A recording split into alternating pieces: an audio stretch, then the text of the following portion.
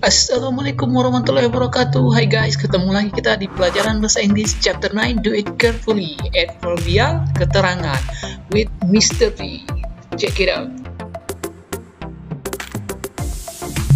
Sebelumnya jangan lupa di subscribe, like, dan komen supaya bisa mendapatkan update terbaru dari channel ini. Oke, thank you. Oke, let's begin. Oke, sekedar mengingatkan pelajaran sebelumnya. Nah, ini ada tabel mengenai procedure test. Kalian bisa identify di sini ya, ada title, ingredient, dan stepnya, dan ada juga cara pembuatan. Nah, itulah yang namanya procedure test. Kalian bisa isikan yang ini ya, pelajari sendiri. For today, nah ini ada tujuan pembelajaran dari chapter 9, Do It Carefully, bisa dibaca di sini ya. Oke, we start from warm up. Silakan dibaca pertanyaan ini, number 1 nanti number 5 dijawab. Next, kita lanjut ke bagian B, reading, membaca. Nah, jangan lupa kalian perhatikan di bagian yang dicetak tebal di sini.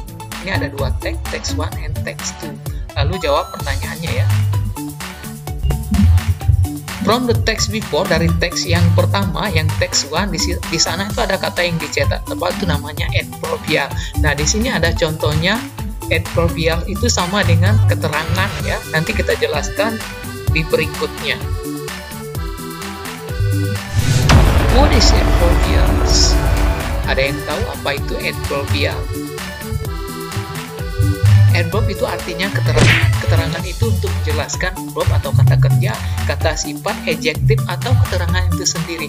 Nah, biasanya dia diakhiri dengan huruf ly atau ly ya. Nah, dalam sebuah kata itu kalau kalian temukan seperti itu berarti dia keterangan. Untuk detailnya kita jelaskan lebih lanjut. Adverb artinya keterangan, bisa disandingkan oleh kata benda, kata kerja, kata sifat, dan biasanya menggunakannya untuk memperjelas kata di depannya atau memperjelas adverb itu sendiri. Biasanya adverb memiliki akhiran ly atau ly atau ly, seperti contohnya clearly, quickly, tapi tidak semuanya. Ya, ada beberapa kata yang tidak termasuk. Nanti kita jelaskan. Don't skip. Kalau mau lebih tahu mengenai apa itu adverb dan bagaimana cara penggunaannya dan pemakaiannya di dalam sebuah kalimat. Function in use, you may be used to speaking or writing. Kita gunakan untuk berbicara dan menulis. Tapi ada adverb yang dibagi ke dalam beberapa tipe. The first is adverb of time atau keterangan waktu. Nah, ini untuk menyediakan informasi tentang waktu. Biasanya untuk menjawab pertanyaan yang dimulai dengan kata when. Contoh adverb of time. Saya jelaskan satu ya. Yang B, I can finish all of my tasks and go home early. Nah, keterangan waktunya di sini adalah early. Early artinya lebih cepat. Kalau kita terjemahkan jadinya, saya bisa menyelesaikan semua tugas-tugas dan pulang lebih cepat. Nah, itu keterangan waktu.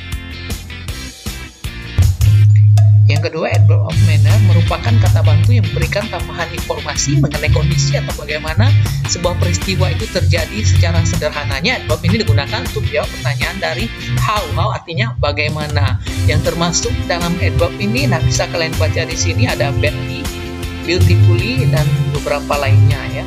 Nah, itu nanti cari terjemahannya buat kamu sendiri. Contoh dari adverb of manner saya jelaskan satu, nomor 4. I think I did the test well. Saya pikir saya mengerjakan tes dengan baik. Dengan baik itu sama dengan well. Well ini adalah cara saya mengerjakan tes. Nah, itu yang namanya adverb of manner. Caranya, cara kita melakukannya. Oke, still confused? Masih bingung? Any question? Ada pertanyaan?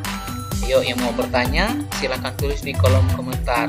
Tetapi masih ada penjelasannya ya berikut ini mengenai adverb itu sendiri atau keterangan.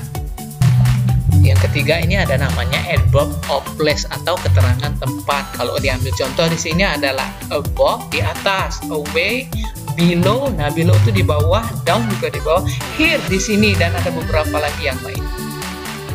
Example, adverb of place, keterangan tempat, saya jelaskan bagian T. Her whole family moved to Bandung and they live there now. Nah, di sini ada Bandung dan juga there. Itu sama dengan keterangan tempat ya. Semua keluarganya pindah ke Bandung dan mereka tinggal di sana sekarang. There. Dan itu sama aja sih, dia lebih kayak menjelaskan Bandung, tempat itu ya, di sana gitu. For adverb of degree. Nah, ini digunakan untuk menjawab pertanyaan how much, berapa banyak itu. Contohnya di sometimes love just isn't enough. Kadang-kadang cinta saja tidak cukup. Untuk menjawab pertanyaan how much your love misalnya ya. Jadi dijawab dengan sometimes love just isn't enough. Kadang-kadang cinta saja tidak cukup. Enough itu sama dengan adverb of degree-nya. 5 adverb of frequency.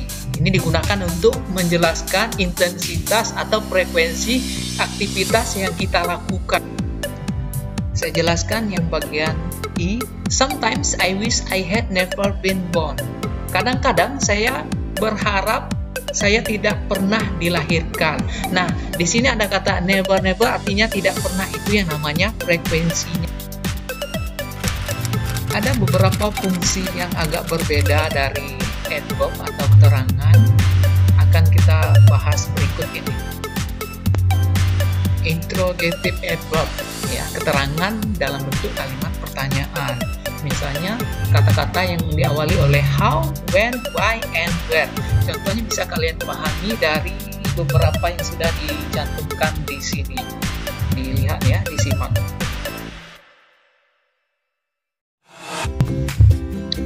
Lanjut. Conjunctive adverb, ya, lebih ke keterangan kata penghubung, misalnya seperti accordingly, also, alternatively, certainly, dan ada beberapa lagi yang lainnya. Bisa kalian lihat di dalam kalimat ini udah dimasukkan kata-kata tersebut, contohnya ya. Oke, ini question. Ada yang mau ditanyakan lagi mengenai adverb? Task alias tugas, silakan kalian buat 5 sentences, 5 kalimat yang mengandung keterangan atau adverb.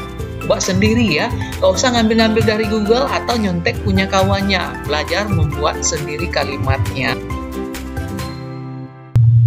The next task, tugas berikutnya ini ada task 3, bisa kalian baca di sini, terus dijawab. Ada juga task 4, berdasarkan teks, dibaca teksnya ya, nanti ada pertanyaan di akhirnya, silahkan dijawab. Ini sambungan dari teks yang sebelumnya, silahkan dibaca, lalu dijawab pertanyaan ini ya, task 5.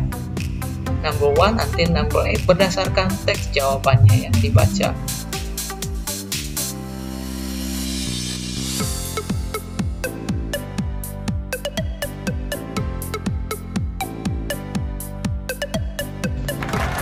Good luck. Don't wait until tomorrow. What can you do today? Jadi, apa yang bisa kamu kerjakan hari ini, jangan sampai tunggu-tunggu besok. Kerjakan. Jadi, nggak menumpuk tugas-tugasnya. Oke? Good luck.